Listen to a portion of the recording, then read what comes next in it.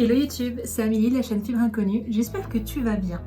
Aujourd'hui on se retrouve pour une petite vidéo un peu liste, bonne résolution pour cette année 2022, question couture. J'avais envie de faire cette petite vidéo parce que c'était un bon moyen pour moi de faire le point sur ce que j'avais envie ou pas de faire cette année 2022 au niveau de la couture, au niveau des différentes activités manuelles que j'avais envie d'apprendre. Et ça me servira également en fin d'année 2022, voir si j'ai réussi à tenir mes bonnes résolutions de cette année. Je me suis fait un petit pense-bête parce qu'en ce moment j'ai du mal à retenir les choses, donc j'ai mon petit carnet.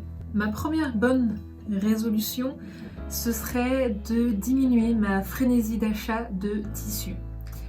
Je m'explique, je ne sais pas si c'est comme ça pour vous aussi, mais moi j'ai commencé la couture en grande partie parce que j'étais assez frustrée dans les magasins de ne pas trouver de vêtements qui étaient à ma taille, les couleurs que je voulais, les formes que je voulais, et j'avais vraiment cette envie de créer quelque chose qui me correspondait et qui reflétait le style et ma personnalité. C'est donc comme ça que j'ai commencé la couture, et ce que je n'avais pas prévu, c'était que toute cette frénésie d'achat de vêtements que l'on a tous eu ou qu'on peut tous encore avoir au niveau des vêtements quand c'était les soldes, ou même quand voilà, on est un peu triste, on a envie d'acheter quelque chose et on va voir un peu ce qui se passe dans les nouvelles collections.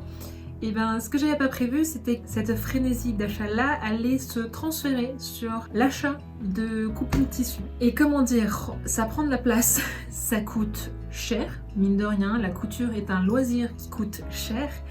Et je me suis retrouvée avec une collection de tissus qu'il a fallu que je trouve ou ranger. Et c'était plus du coup des vêtements qui débordaient de mon dressing, mais des coupons de tissu qui débordaient de mon atelier.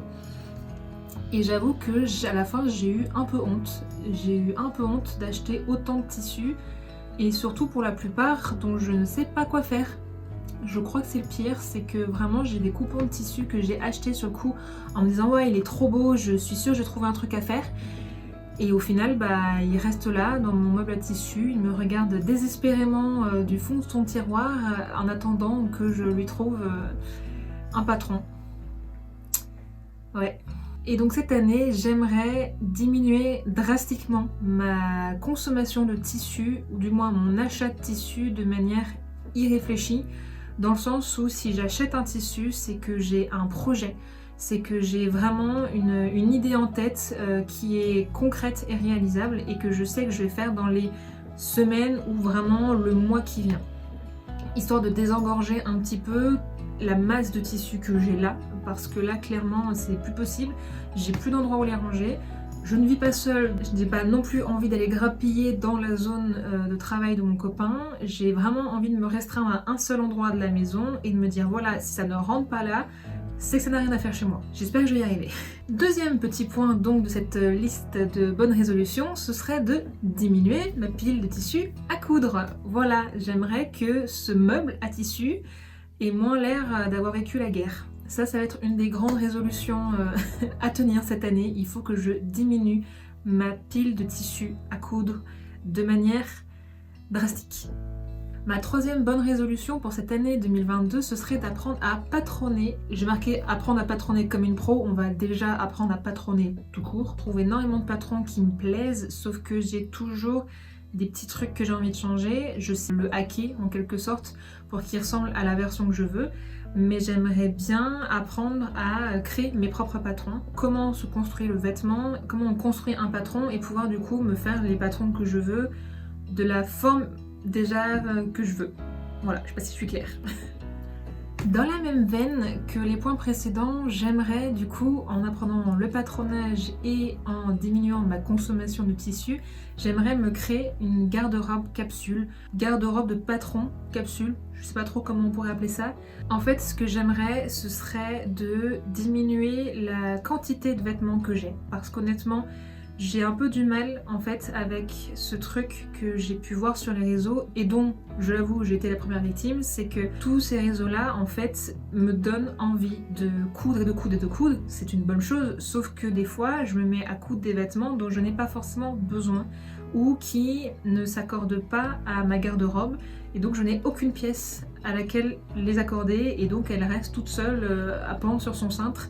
tristement. Et donc dans ce que j'entends dans créer une garde-robe capsule, ce serait me créer ma propre collection de patrons, ma garde-robe capsule qui contiendrait à peu près, je pense, une vingtaine de pièces, peut-être un petit peu plus. En soi il faudrait peut-être même 2 collections capsules, une automne-hiver et une printemps-été, et qui serait composée de, comme je vous disais, une vingtaine de pièces que je pourrais matcher les unes avec les autres et qui se composerait du coup de quelques pièces indémodables, des classiques, vraiment des basiques avec qui je pourrais matcher n'importe quel vêtement, et 2-3 pièces comme des vestes, des sacs ou des pantalons un peu plus punchy, un peu plus travaillés, un peu plus affriolants, qui viendraient du coup rajouter un petit touche de peps à la tenue.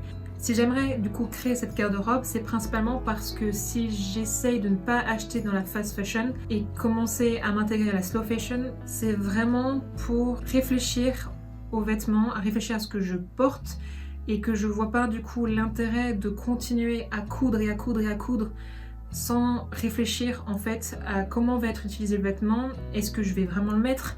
Est-ce que j'ai de quoi l'accorder? Est-ce qu'il me plaît vraiment aussi? Parce que des fois sur le coup en fait je couds un vêtement, je suis hyper contente de le faire, je trouve le tissu trop beau, la coupe trop belle, et en fait une fois que je l'ai fait, bah il me plaît pas tant que ça. Alors soit parce que j'ai pas réfléchi assez loin au modèle et à l'association du tissu, soit parce qu'en fait, et comme je vous disais, il ne s'accorde pas du tout avec les vêtements que j'ai déjà. Donc voilà, un des gros points de cette année, ce serait du coup cette petite création, quand je dis petite création de collection capsule, que j'aimerais du coup réaliser.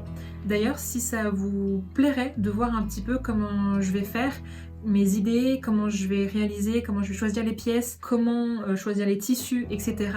ou comment est-ce que je vais designer les vêtements, n'hésitez pas à me le dire dans la barre des commentaires, comme ça je verrai un peu si je fais des vidéos dessus ou pas, on verra. On passe à une toute autre résolution qui est cette fois-ci de continuer le rug tufting. Pour ceux qui sont abonnés à ma chaîne et qui ont vu les autres vidéos, vous avez pu voir que j'ai fait une première partie d'une vidéo où je créais un tapis pour mon salon, ou en tout cas je faisais déjà des essais. Je vous rassure, la partie 2 arrive, seulement ça prend énormément de temps et c'est assez cher mine de rien d'acheter toute la laine. Et en plus de ça, j'ai dû encore revoir le design. Ceux qui l'ont vu comprendront pourquoi ça me fait doucement rire. Donc comme je vous disais, j'aimerais continuer le rug tufting. C'est une activité que je trouve hyper apaisante. J'aime énormément, je trouve ça hyper... je sais pas, moi ça me détend. Et en plus de ça, j'ai plein d'idées parce que j'ai 2 canapés où j'aimerais du coup mettre un tapis. Celui du bas, du coup, que je vous ai montré dans la vidéo que je vous mettrai par ici, il me semble. J'en ai un deuxième canapé à qui j'aimerais faire un tapis qui est à l'étage, et j'ai aussi des idées de tapis que j'aimerais offrir pour mon frère par exemple qui vient de déménager, ou à faire avec ma petite sœur aussi qui a aménagé dans un studio. Voilà, j'ai plein d'idées comme ça que j'aimerais mettre en œuvre. Je trouverais un peu dommage de m'arrêter là, donc il faut que j'arrive à me motiver, à me poser, à créer les modèles que je veux et surtout à les mettre en place. Et acheter la laine. Et acheter le matériel. Que de choses à faire. Ma 6e résolution, ce serait d'apprendre à tricoter et ou à crocheter. Je ne vous cache pas que j'ai déjà essayé. J'ai déjà essayé il y a quelques années et ma grande patience de ce moment-là m'a fait arrêter clairement parce que je n'y arrivais pas, je ne comprenais pas et ça n'allait pas assez vite pour moi. Alors que je trouve ça juste trop beau. J'ai une maman et une petite sœur qui tricotent depuis... Elle tricote depuis maintenant 10 ans, ouais c'est ça. Elle a commencé je crois, elle avait 8-9 ans et maintenant elle tricote, elle fait des trucs de ouf, elle fait des super pièces. Je vous invite à aller voir mon Instagram d'ailleurs, vous verrez un des gilets qu'elle m'a tricoté, ou même dans la vidéo où je couds un sac ceinture, le gilet que je porte c'est ma petite sœur qui me l'a fait et je le trouve juste magnifique.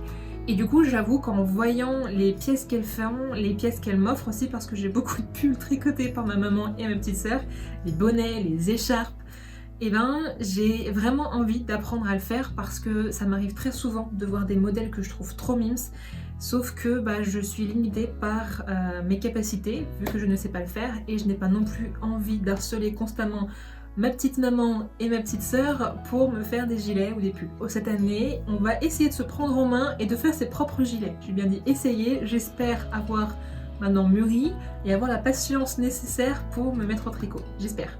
Et le dernier point, mais un des plus importants, ce serait de continuer à faire des vidéos YouTube. C'est quelque chose que j'avais envie de faire depuis un petit moment, mais je me restreignais, je m'empêchais de le faire par peur du regard des gens, parce que je me croyais pas capable de le faire, parce que je trouvais que ce que j'avais à dire ou à montrer c'était pas forcément le plus impressionnant ou le plus intéressant, que plein d'autres gens le faisaient très très bien et que je n'avais rien apporté.